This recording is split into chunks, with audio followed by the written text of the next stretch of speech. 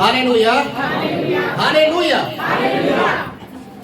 प्रभु यीशु मसीह ने अपने लोगों को जो यीशु के साथ चलते थे और उस समय के जो आम लोग थे उनके बीच में एक शब्द को कहा।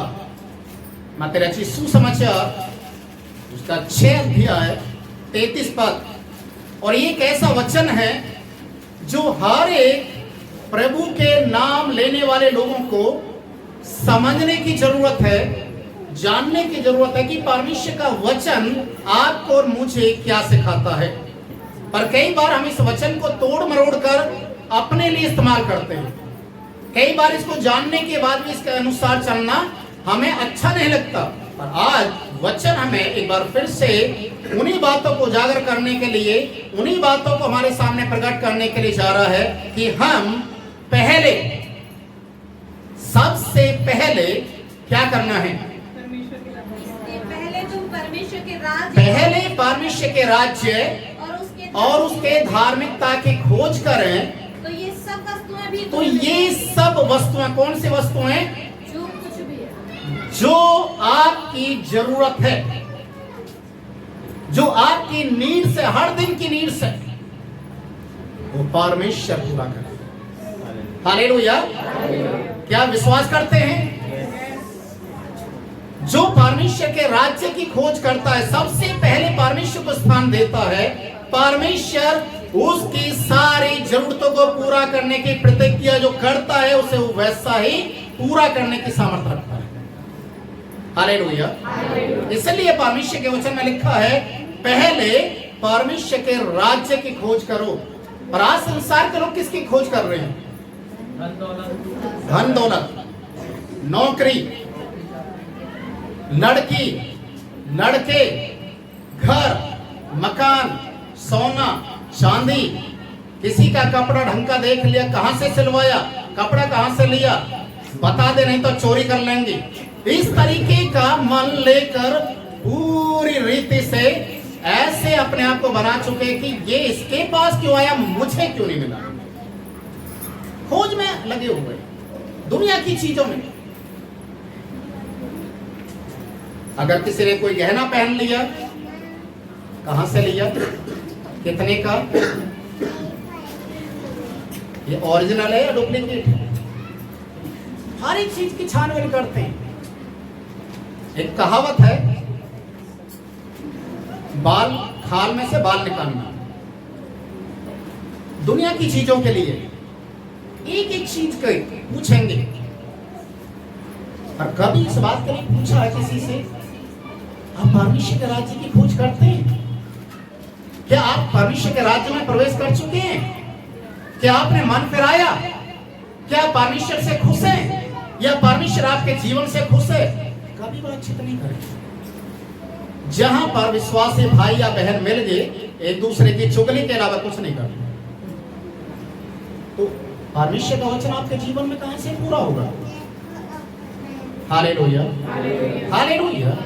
परमेश्वर का वचन कहता है कि आज जो आपके पास है उसमें संतोष करना सीखें। जो आपके पास है प्रभु का धन्यवाद करना सीखें। प्रभु तेरा धन्यवाद जो मेरे पास है, धन्यवाद क्योंकि मैं इसके लायक था, इसलिए तूने मुझे उतना दिया। अगर मुझे और ज्यादा चाहिए, और ज्यादा आशीष से चाहिए, तो और ज्यादा परमेश्वर में बढ़िए, और ज्यादा परमेश्वर के नजदीक जाइए, क्योंकि परमेश्वर अपने नजदीक आने वाले लोगों को कभी खाली हाथ नहीं छोड़ता। पर कई बार हम लोगों को देखते हैं, उनके घर में गाड़ी कैसे आ गई, उनके घर में फ्रिज कैसे आ गया, मेरे घर में जब पानी मांगने के लिए आता था तो मुझे कुछ बोलने का मौका मिलता था, अब तो मौका भी खत्म हो गया। क्यों ऐसा हो रहा है? हम हमेशा संसारिक चीजों में, क्योंकि हम संसारिक है ना, तो हमारे दिल दिमाग में संसारिक बातें बैठी हुई हैं। अन्य जाति लोग कहते हैं खाएं पिएं और एक दिन तो मर जाएंगे। ये तो जानवर भी करते हैं, जानवर का भी तो यही काम है, खाना पीना और मर जाना। अगर परमेश्वर ने इंसान को भी, मनुष्य को जिसको अपने हाथों से बनाया है, उसका परिणाम भी जानवर के समान है, तो यीशु को काल्वरी क्रूस के ऊपर आकर मरने की क्या जरूरत थी? क्या जरूरत थी? जब खाना पीना और मरना ही है तो यीशु को मनुष्य जाति से इतना लगाव क्यों था कि उनके पापों के लिए काल्वरी क्रूस के ऊपर चढ़ गए? अजी जो बहुत गहराई की बात है, पर हम नहीं समझ पाते। यूहन्ना बपतिस्मा देने वाला प्रभु के लिए मार्ग तैयार करते हुए आया। जब मत्ती रची सुसमाचार उसका 3 अध्याय आप पढ़ेंगे, उसके दूसरे पद में लिखा है, उसका जो शब्द था वो इसी शब्द से जुड़ा हुआ था जो यीशु ने कहा, मन फिराओ क्योंकि स्वर्ग का राज्य निकट है। मन फिराओ, स्वर्ग का राज्य। पहले किसके राज्य की खोज करना है? स्वर्ग के राज्य की खोज करना है। स्वर्ग के राज्य की खोज करेंगे तो सबसे पहला कदम है मन फिराओ। आपका मन नहीं फिरेगा, मन के अंदर कड़वाहट है, मन के अंदर बुराइयां हैं, मन के अंदर आपने बहुत सारी चीजों को अभी तक मन के अंदर रख रखा है और आप बाहरी प्रेम दिखाने की कोशिश कर रहे हैं। बाहरी तरीके से आप दिखाते हैं कि मैं तो प्रभु से बहुत प्रेम करता हूं, मैं तो प्रभु के लोगों से बहुत प्रेम करता हूं। ये बाहर का प्रेम यहूदा इस्करियोती जैसा बंद कर। यहूदा इस्करियोती जो यीशु का चेला था, जिसने यीशु को पकड़वाया। आपको मालूम है गतसमने के बाग में यहूदा इस्करियोती किस तरीके से यीशु मसीह को अभिवादन किया? क्या लेकर? चुम्बन लेकर। क्या यीशु को मालूम नहीं था कि चुम्बन के पीछे क्या है? पता था ना। आज संसार के लोग जो बाहर से प्रेम का जो मुखोटा पहनकर रखते हैं, परमेश्वर जानता उनके अंदर में क्या चल रहा है। इसलिए परमेश्वर का वचन कहता है मन फिराओ। जब तक मन नहीं फिराएंगे आप परमेश्वर के राज्य में कदापि नहीं जा पाएंगे। आज आप बीमारियों से जूझ रहे हैं, समस्याओं से जूझ रहे हैं, परीक्षाओं में पड़े हुए हैं, नाना प्रकार की समस्या आ रही हैं। आप उन समस्याओं में तब तक आप चलते रहेंगे और एक दिन उन्हीं समस्याओं में आपका सब कुछ खत्म हो जाएगा। अगर उनसे बाहर आना है तो परमेश्वर के राज्य को देखना शुरू करें, परमेश्वर की ओर आकर मन फिराओ, परमेश्वर को लौट आए। जब आप ऐसा करेंगे तो परमेश्वर आपको स्वर्ग राज्य के अंदर आने के लिए अनुमति देगा और आपकी सारी परिस्थितियों को दूर करेगा। हालेलुया। मरकुस रचित सुसमाचार 1 अध्याय उसके 15 पद में प्रभु यीशु मसीह के शब्द हैं। मत्ती 3 के 2 में यूहन्ना बपतिस्मा देने वाला का शब्द था, पर मरकुस 1 के 15 में यीशु खुद कहते हैं मन फिराओ। क्या कहते हैं? मन फिराओ क्योंकि थोड़ा ऊंची आवाज बोले। क्या बोला था ये सुने? मन फिराने के लिए बोला है ना। मन फिराओ, मन फिराओ, तब आप स्वर्ग राज्य में जाएंगे। आपके जीवन के अंदर मन फिराव का आप मौका नहीं देते, केवल बाहरी तौर से आप अपने आप को दिखाते हैं।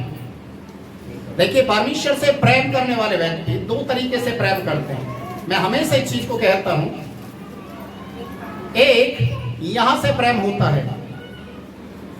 हेलो, एक प्रेम कहां से होता है? दिमाग से। दिमाग से कैसे होता है? वो ये विश्वासी लोग हैं, ये प्रार्थना कर रहे हैं, आराधना कर रहे हैं, हाथ उठा रहे हैं, हालेलुया बोल रहे हैं, आकर चुपचाप हालेलुया प्राइस लॉर्ड, यहां से प्रेम कर रहे हैं। समझ में आ रहा है? वचन अच्छा लग रहा, हालेलुया हालेलुया। और थोड़ी देर के बाद जब ये सीन यहां का खत्म हो जाता है और दूसरा सीन देखते हैं लड़ाई झगड़े का, एक्सीडेंट का, गाली गलौज का, वहां जाकर बोलते हैं तू कैसे चुप है? किसी से कम है? मैंने तो सुना था तुझे उल्लू बोलता है, गधा बोलता है, तू गधा है, मार इसको, नहीं मार। अभी देखिए पलक झपकते क्या हो गया, यहां से है। समझ में आ गया ना? परमेश्वर ऐसे लोगों के खिलाफ में रहता है, याद रखिए। क्योंकि जो यहां से प्रेम करता है दिल से, वो दिल की दुआएं, दिल की प्रार्थनाएं और दिल से प्रेम करने वाला परमेश्वर के राज्य के साथ कनेक्ट हो जाता है। Hallelujah, hallelujah. इसीलिए वचन हमें क्या कहता है कि पहले परमेश्वर के राज्य और उसकी धार्मिकता की खोज करो तो सारी चीजें तुम्हें मिल जाएंगी।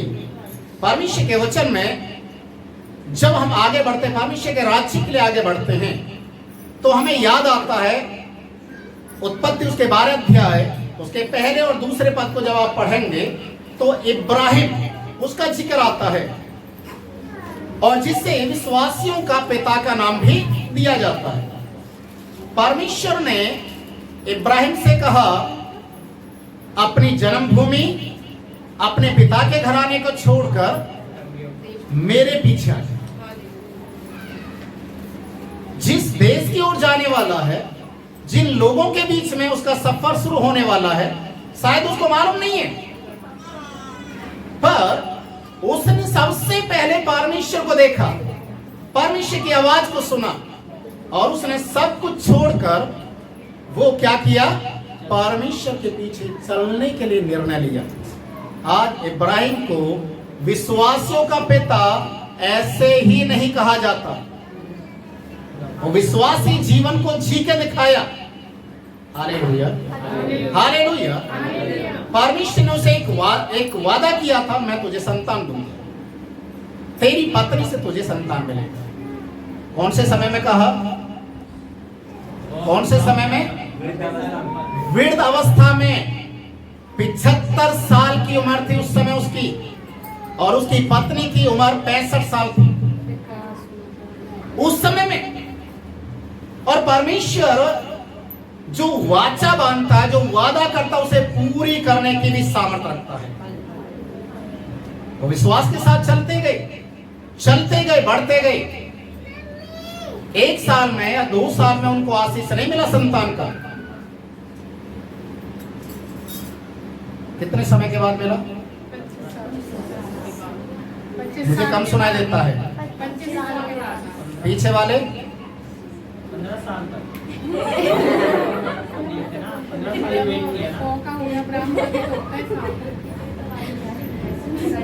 जिस समय इसहाक जो इब्राहिम और उसकी पत्नी से पैदा हुआ, कितने साल के बाद पैदा हुआ? 25। थोड़ा ऊंची आवाज में बोलो ना, पीछे वाले तो बोल ही नहीं रहे हैं?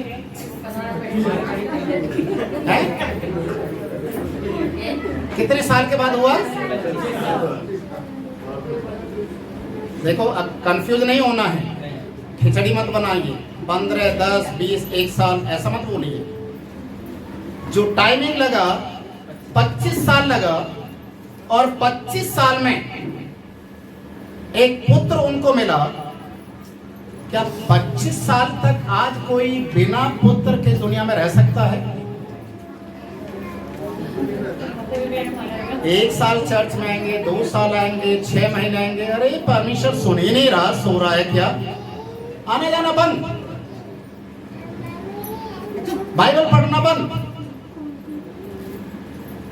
और आज के समय में आजकल के जो विश्वास है, उन्हें तुरंत चाहिए, चमत्कार चाहिए, तुरंत। ऐसा समझते हैं जैसे वो तंत्र मंत्र करने वाले होते हैं ना, ऐसे हाथ डाला, कबूतर निकाल कर दिखाते, ताली बजा रहे, वाह वाह वाह, कबूतर आ गया। फिर कबूतर को अंदर डाला, फिर गुलाब का फूल निकाल दिया, अरे फिर रखा, फिर अंगूठी दे दी, अरे वाह, ऐसा चाहिए। प्रभु ऐसा नहीं है जो बार बार निकलता और बार बार कुछ बना बना कर दिखा रहा ना, बाद में देख रहा हूँ खाली हाथ रहता है, कुछ नहीं रहता उसकी पोटरी में। चाहे आपको निकाल कर हवाई जहाज भी निकाल कर दिखा दे, पर कुछ नहीं रहता, वो केवल आंखों का वहम होता है। हालेलुया। और परमेश्वर जो देता है वो यकीन के साथ देता है। Hallelujah, hallelujah. इसलिए परमेश्वर के वचन में लिखा है, इब्राहिम परमेश्वर के साथ चलने के लिए तैयार हो गया। उसने अपना पीछे का जीवन, जन्मभूमि, पिता का घर सब छोड़ दिया और परमेश्वर के लिए आगे बढ़ दिया। दूसरा उदाहरण हम देखते हैं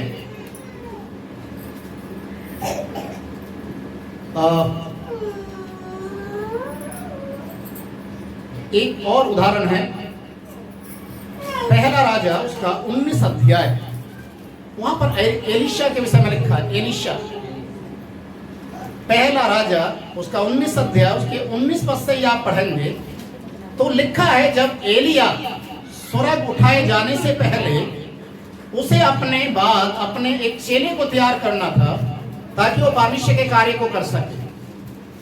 तो एलिया वहां से गुजरा तो उसने एलिशा को देखा, वो क्या कर रहा था, वहां पर अपने सेवकों के साथ हल जोत रहा था। और उसी समय एलिया ने अपनी चद्दर को उसके ऊपर डाला और एलिशा समझ गया अब मेरा ये काम करना, हल चलाना अब किसी मायने नहीं रखता, अब मुझे परमेश्वर को चलना है।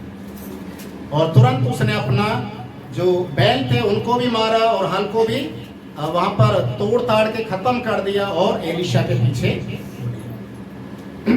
प्रभु यीशु मसीह ने भी अपने चेलों को जो मछली पकड़ने वाले थे उनसे एक बात को कहा। मरकुस उसके पहले अध्याय उसके 17 और 18 पद में यह लिखा हुआ है, जब यीशु ने उन चेलों को देखा जो मछली पकड़ रहे थे तो यीशु ने कहा कि आओ मेरे पीछे आओ, मैं तुम्हें मनुष्य पकड़ने वाला बनाऊंगा। देखिए सोच बदल रहा है, दिमाग बदल रहा है, रास्ता बदल रहा है। Hallelujah, hallelujah. अभी आप जिस वे पर चल रहे हैं परमेश्वर बोल रहा है बदल लो, मेरे राज्य को लो, मेरे राज्य की खोज कर, मैं तुम्हें आशीष दूंगा। और जैसे इन लोगों ने जो मछली पकड़ने वाले थे उन्होंने अपने जाल को छोड़ा, परमेश्वर ने क्या बना दिया उनको, क्या बना दिया, मनुष्य को पकड़ने वाला। एलिशा जो हल जोत रहा था, एक किसान का काम कर रहा था, परमेश्वर के दास ने जैसे ही उसको चुना वो किसान से क्या बन गया, प्रभु के एक बहुत बड़ा एक नबी बन गया। तो परमेश्वर के कार्य के लिए चलती। आज आप और मैं, हम आज क्या परमेश्वर के लिए कर रहे हैं? आज हम क्या अपने जो रास्ता था, जो हमारा दुनिया का जो रास्ता था, दुनियावी जो रास्ते को हम चल रहे थे, क्या हमने उसको बदला? क्या हमारे जीवन में एक बदलाहट आया? क्या हम परमेश्वर के राज्य के लिए तैयार अपने आप को कर चुके हैं? अगर नहीं किए हैं तो आज परमेश्वर हमें एक चेतावनी देता है, परमेश्वर के राज्य की खोज करो, परमेश्वर के राज्य की ओर अपने आप को लेकर आए। जब आप परमेश्वर के राज्य की ओर अपने आप को लेकर आएंगे तो परमेश्वर आपको आशीषों से भरना शुरू करेगा। और जब आप धर्मी बन जाते हैं, धर्मी मतलब प्रभु को मानने वाले बन जाते हैं, भजन संहिता की किताब उसके 37 अध्याय में एक पद लिखा हुआ है, 37 के 25 पद को आप पढ़ेंगे, प्रभु कभी भी आपको फिर हाथ फैलाने वाला नहीं बनाएगा। हालेलुया। क्या नहीं बनाएगा? भिखारी, भीख मांगने के लिए परमेश्वर आपको कभी भी अनुमति नहीं देगा। आपको मालूम है, शायद आपने शायद अपने जीवन में देखा होगा, हर एक देवी देवता भगवान, हर एक धर्म के नाम से लोग भीख मांगते है या नहीं? है या नहीं? हर धर्म, हर जाति, हर एक देवी देवता सबके नाम से भीख मांगते हैं। पर प्रभु क्या कहता है, मेरे डर और भय मानने वाले, धर्म के खोजी लोग कभी भी भीख नहीं मांगते। Hallelujah, hallelujah. परमेश्वर हमें भिखारी नहीं बनाता, वो कहता है मेरे राज्य की खोज करो, मैं तुझे दूंगा। और इतना परमेश्वर देगा कि दूसरे लोगों की आंखें खुली की खुली रह जाएंगे और बोलेंगे आपके ऊपर परमेश्वर का हाथ है। हालेलुया। परमेश्वर के वचन में एक प्रभु का जन थे जिनका नाम था राजा आसा। उनका जो जीवनी है, उनका जो जीवन काल के अंदर बहुत सारे राजा इजराइल देश के अंदर हुए, सुलेमान जैसा भी राजा हुआ, पर सुलेमान का जो अंत देखते हैं वो बहुत भयानक हुआ। और उसके बाद हम देखते हैं या तो दाऊद एक सही व्यक्ति निकला, परमेश्वर के डर और भय में चलने वाला, या राजा आसा निकला। मैं राजा आसा के बारे में थोड़ा सा बताऊंगा। पहला दूसरा इतिहास उसका 14 अध्याय जब आप पढ़ेंगे, 14 अध्याय उसके 2 से 5 पद, तो यहां पर लिखा है, आसा ने वही किया जो उसके परमेश्वर यहोवा की दृष्टि में अच्छा और ठीक था। उसने पराई वेदियों को और ऊंचे स्थानों को दूर किया और लाठों को तोड़वा डाला और असेरा नामक मूर्तों को तोड़ डाला और यहूदियों को आज्ञा दी कि अपने पूर्वजों के परमेश्वर यहोवा की खोज करें और व्यवस्था और आज्ञा को माने। उसने ऊंचे स्थानों और सूर्य की प्रतिमाओं को यहूदा के सब नगरों में से दूर किया और उसके सामने राज्य में चैन रहा। यह है राजा आसा का राज्य। राजा आसा ने जब परमेश्वर की व्यवस्था को पाया, परमेश्वर की ओर जब उसने अपने मन को लगाया, तो उसने देखा कि पूरे इजराइल देश के अंदर मूर्तियां ही मूर्तियां हैं। परमेश्वर के मंदिर में भी मूर्तियां, चौराहे पे भी मूर्तियां हैं, और लोग जादू टोटके कर रहे हैं। सूर्य चंद्रमा की मूर्तियां तक लोगों ने बना रखी हैं और लोग कर रहे हैं। ईश्वर के प्रति किसी के अंदर कोई डर नहीं था। पर जब उसने व्यवस्था को जाना, व्यवस्था में जो लिखा हुआ है, तुरंत राजा आसा ने क्या किया, अपने देश के अंदर से जितने भी बाल देवता, जितने भी असेरा नाम की मूर्तियां थी, उन सबको तोड़वा दिया और शुद्धिकरण का कार्य किया। Hallelujah, hallelujah. एक बहुत बड़ा जोखिम था और राजा आसा ने किया। उसने किया अपने पूरे घराने के साथ प्रभु के पीछे चलने के लिए उसने निर्णय लिया। और इसके 15 अध्याय को जब आप पढ़ेंगे, उसके पहले पद से, तो यहां पर लिखा है कि उसने, राजा आसा ने बहुत से लोगों को नियुक्त किया, जिम्मेदारी दिया कि तुम जाएं, नगर नगर में जाकर प्रभु के व्यवस्था के बारे में लोगों को सिखाएं, ताकि लोग मन फिराएं, परमेश्वर की ओर लौटें। हर चीज उसने ऐलान किया, लोगों को नियुक्त कर दिया, तुम जाओ। यीशु ने भी अंतिम जो आज्ञा थी, महान आज्ञा जिसको बोला जाता है, मत्ती उसके 28 अध्याय में यीशु ने भी कहा, जाओ सुसमाचार प्रचार करो। राजा आसा भी कह रहा, जाओ लोगों को परमेश्वर के बारे में बताओ, परमेश्वर की ओर मन। आज क्या हम या हमारे बच्चे आज परमेश्वर के डर और भय में चल रहे हैं? क्या हम परमेश्वर की अगुवाई में अपने बच्चों को शिक्षा दे रहे हैं? क्या आज हम परमेश्वर के राज्य के लिए अपने आप को तैयार कर चुके हैं? बहुत बड़ी बात है कि आज हम संसारिक चीजों के पीछे इतना भाग रहे हैं, कभी इसके बारे में नहीं सोचते कि मुझे परमेश्वर के राज्य के लिए भी तैयार होना है। हालेलुया। अंतिम शब्द मैं बोलकर समाप्त करूंगा। यदि आपको प्रभु यीशु के साथ जीवन को जीना है या संसार के लोगों के साथ अपने जीवन को जीना है, ये चुनाव आपके हाथ में। आप संसारिक लोगों के साथ जीवन को जिएंगे तो संसार के लोगों का जो परिणाम होने वाला है वो भी लिखा हुआ है बाइबल में, और जो यीशु के साथ जीवन को जीने वाले लोग हैं उनके लिए भी उनका परिणाम लिखा हुआ है। अब ये दोनों परिणाम किस तरीके से हैं? परमेश्वर के राज्य की खोज करने वाले लोग, प्रभु यीशु मसीह में विश्वास करने वाले लोग, उनके लिए एक उम्मीद है, एक आशा है। वो क्या है? जहां मेरा प्रभु यीशु मसीह रहता है वहां एक दिन मैं भी जाऊंगा। Hallelujah, hallelujah. और संसारिक लोगों के लिए लिखा है, जो प्रभु का इनकार करते हैं उनके लिए जो रास्ता तो शायद चौड़ा हो सकता है, उनके लिए बड़ी भीड़ भी चल रही है, और अंत में नरक में जाने वाले। इसलिए आज आप और मुझे एक निर्णय को लेना है। मुझे प्रभु के राज्य की खोज करना है या मुझे संसारिक चीजों की खोज करना है।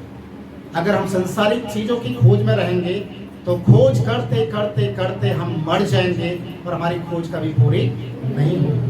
पर अगर हम मन फिराते हैं, प्रभु की ओर लौट जाते हैं, तो जिनकी खोज आप शायद जिंदगी भर नहीं कर पाएंगे, वो खोजते खोजते आपके पीछे आएंगे। हालेलुया। आइए अपनी आंखों को बंद करें, हम प्रार्थना की ओर चलें।